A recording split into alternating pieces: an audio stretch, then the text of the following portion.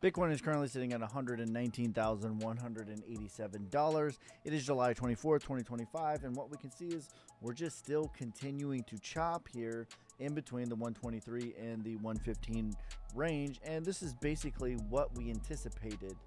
We anticipated that Bitcoin would chop at this major macro level, which was my first major target since $20,000. 118 was one of my first targets, and we thought that Bitcoin dominance would start to fall off a cliff, which it absolutely has been doing and has put in a lower low.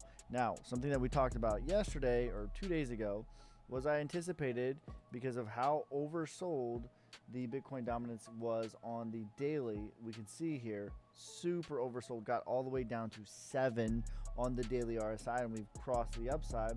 Basically, what I anticipate is a dead cat bounce from here, going to the 0.5 as high as the 702 would be perfectly normal.